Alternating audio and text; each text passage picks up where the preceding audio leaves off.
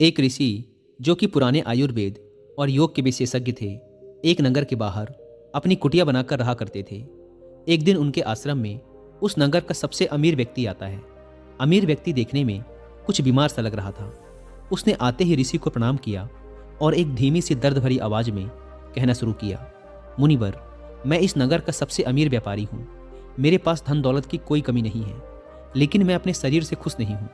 अक्सर कोई ना कोई बीमारी मुझे घेर ही लेती है, जिसकी वजह से सब कुछ होने के बाद भी मैं परेशान और दुखी रहता हूँ। तो क्या आप मुझे अपने आयुर्वेदिक ज्ञान के खजाने से कुछ ऐसे आसान और छोटे नियम बता सकते हैं जिनका पालन करके मैं एक स्वस्थ और निरोगी जीवन जी सकूं? ऋषि ने व्यापारी की बात को पूरे ध्यान से सुना और फिर कहना शुरू किया, आयुर्वेद में कहा गया है कि जिस व्यक्ति को हमेशा निरोगी और स्वस्थ रहना है, उसे अपने शरीर के वात, पित्त और कफ को हमेशा संतुलित रखना चाहिए। त्रिदोष आधारित शरीर है हमारा। कोई सी भी बीमारी केवल इन 3 दोषों की वजह से ही होती है, वात दोष, पित्त दोष और कफ दोष। जब वात बहुत बिगड़ जाता है तो 80 से ज़्यादा बीमारियां आती हैं। जब शरीर का पित्त बिगड़ता है तो 46 से ज़्यादा बीमारियां होने की संभावना बढ़ जाती है, और जब कफ बिगड़ जाता है तो 28 से ज़्यादा बीमारियां होती हैं। और अगर वात, पित्त और कफ तीनों बिगड़ जाएं तो शरीर में 148 से ज़्यादा बीमारियां हो जाती हैं। सर्दी, खांसी, जुखाम व दस्त से लेकर बड़ी से बड़ी बीमारियां भी केवल वात, पित्त और कफ के बिगड़ने से ही शरीर में होती हैं।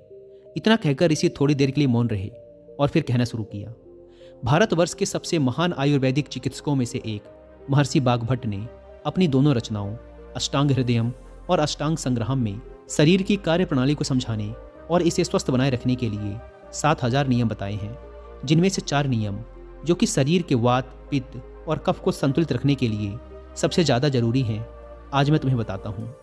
तो तुम्हारे शरीर के वात, पित्त और कफ तीनों एक साथ संतुलित रहें, इसके लिए पहला नियम है कि खाना खाने के तुरंत बाद पानी नहीं पीना। महर्षि बागभट्ट कहते हैं कि खाना खाने के तुरंत बाद पानी पी लेना जहर पी लेने के समान होता है। व्यक्ति ने कहा, लेकिन क्यों मुनिवर? ऋषि ने कहा, हम जो कुछ भी खाते हैं वो हमारे पेट की एक जगह पर जाकर इकट्ठा हो जाता है, जिसे संस्कृत में जठर कहते हैं, या हिंदी में कुछ लोग इसे अमाशय भी कहते हैं। अब जैसे ही हमारा खाना जठर में पहुंचता है, इस खाने को पचाने के लिए जठर से अम्ल निकलता है, जिसे जठर अग्नि भी कहते हैं। अब यहाँ हमारा खाना अम्ल के माध्यम से जलता है, जिसे सरल भाषा में लोग पचना कहते हैं। लेकिन अगर हम खाने के तुरंत बाद पानी पी लेते हैं तो यह हमारी जठर अग्नि को शांत कर देता है, यानी अम्ल पानी में घुलकर पतला हो जाता है, जिससे उसकी क्रियाशीलता कम हो जाती है, और फिर हमारा खाना ठीक से पचता नहीं, बल्कि पेट में पड़ा पड़ा सड़ता रहता है। और फिर यह सड़ रहा खाना पेट में 100 से अधिक जहर पैदा करता है, जो कि इंसान के शरीर में 80 से अधिक बीमारियां पैदा करते हैं। पेट में गैस बनना, जलन पड़ना और पेट फूलने जैसी समस्याएं उन्हीं को होती हैं जिनका खाना ठीक से पचता नहीं। और खाने के ठीक से ना पचने का सबसे बड़ा कारण है खाने के तुरंत बाद पानी पी लेना। व्यक्ति ने पूछा, लेकिन मुनिवर, खाने के कितनी देर बाद तक पानी नहीं पीना चाहिए? ऋषि ने कहा, कम से कम 1 घंटे तक, क्योंकि जठर अग्नि के जलने की यह प्रक्रिया खाने के 1 घंटे बाद तक चलती रहती है। व्यक्ति ने फिर पूछा, मुनिवर, क्या खाना खाने के पहले पानी पी सकते हैं?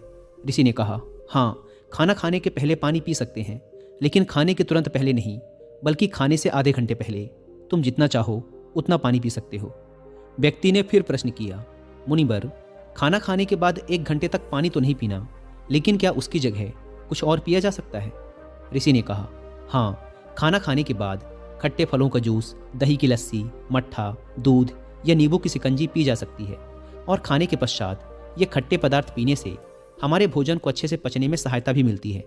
लेकिन अगर तुम इनका और भी ज़्यादा फायदा लेना चाहते हो तो सुबह के नाश्ते के बाद खट्टे फलों का जूस, दोपहर के खाने के बाद दही की लस्सी या मट्ठा, और रात के खाने के बाद दूध पीना और भी ज़्यादा फायदेमंद होता है।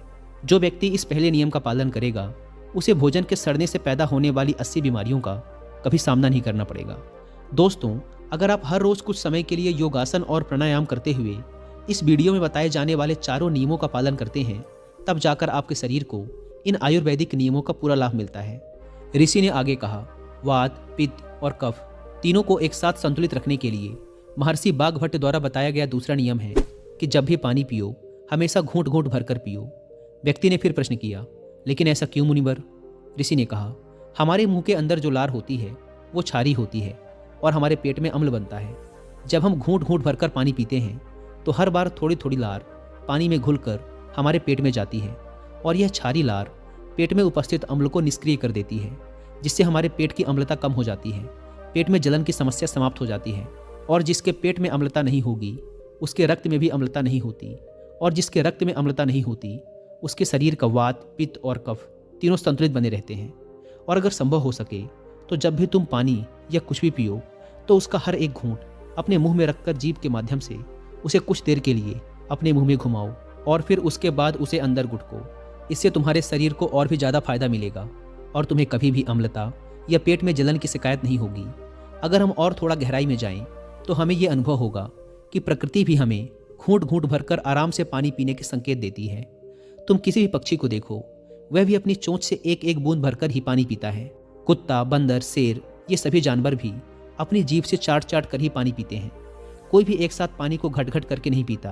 केवल कुछ बड़े जानवर जैसे गाय, बैल, हाथी ही पानी को एक साथ एक सांस में पीते हैं, क्योंकि इनके शरीर को बड़ी मात्रा में पानी की जरूरत पड़ती है और चाट कर या घूंट घूंट भरकर पानी पीने से इनके शरीर की पानी की पूर्ति नहीं की जा सकती। लेकिन इंसान धीरे धीरे पानी पीकर भी अपनी प्यास बुझा सकता है। इसीलिए अपने पानी पीने का तरीका बदल दो और घूंट घूंट भरकर पानी पियो। ऋषि ने आगे कहा, तीसरा नियम, चाहे कितनी भी प्यास लगी हो लेकिन कभी भी ज़्यादा ठंडा पानी मत पियो। व्यक्ति ने कहा, अब इसका भी कारण बता दें मुनिवर। ऋषि ने कहा, हमारा शरीर अंदर से गर्म होता है और जब हम बहुत ठंडा पानी पी लेते हैं तो उस ठंडे पानी के तापमान को हमारे शरीर के तापमान के बराबर लाने के लिए हमारा शरीर अपनी बहुत सी ऊर्जा खर्च कर देता है, जिससे हमें सुस्ती और थकान महसूस होती है। साथ ही ज़्यादा ठंडा पानी पीने से शरीर के अंदर अचानक तापमान में बदलाव आ जाता है, जो हमारे शरीर के पित्त और कफ के संतुलन को बिगाड़ देता है और हमें सर्दी, खांसी, जुखाम और बुखार जैसी समस्याओं का सामना करना पड़ सकता है। अगर किसी कमज़ोर और बीमार व्यक्ति ने ज़्यादा ठंडे या बर्फीले पानी का सेवन कर लिया तो यह उसकी मृत्यु का कारण भी बन सकता है, क्योंकि यह बर्फीला पानी उसके पेट को पूरी तरह से ठंडा कर देता है।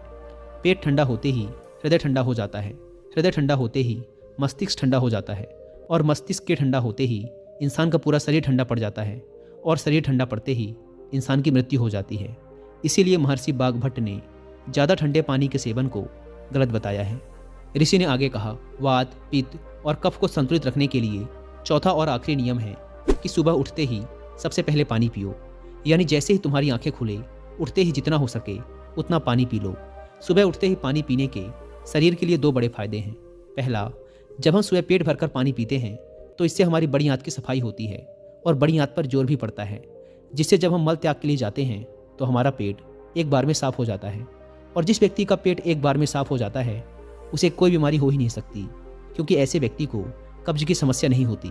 और ये बात हर कोई जानता है कि कब्ज सभी बीमारियों की जड़ है। और सुबह उठते ही पानी पीने का दूसरा फायदा ये है कि सुबह सुबह हमारे पेट में अम्ल की मात्रा सबसे ज़्यादा होती है और जब हम काफ़ी सारा पानी पीते हैं तो हमारे मुंह की लार, जो कि क्षारी होती है, वह पानी में घुलकर हमारे पेट में जाती है और पेट के अम्लीय माध्यम को उदासीन कर देती है। इसीलिए सुबह सुबह उठकर पानी पीना बेहद ज़रूरी है। तो ये थे महर्षि बाघभट्ट द्वारा बताए गए वो 4 नियम, जो सुनने में तो बहुत साधारण लगते हैं, लेकिन अगर तुम लगातार इन चारों नियमों का पालन करते हो तो तुम्हें कभी भी कोई बीमारी या रोग छू भी नहीं सकते। ऋषि के मुंह से इन चारों नियमों को सुनकर उस अमीर व्यापारी को आभास हुआ जैसे उसे उसकी समस्याओं का समाधान मिल गया हो। उसने चैन की सांस ली। उसने ऋषि के सामने ही उन चारों नियमों का पालन करने का प्रण लिया और उनका धन्यवाद कर खुशी खुशी वहां से चला गया। दोस्तों, उम्मीद है कि आपको इस वीडियो से बहुत कुछ सीखने को मिला होगा। धन्यवाद।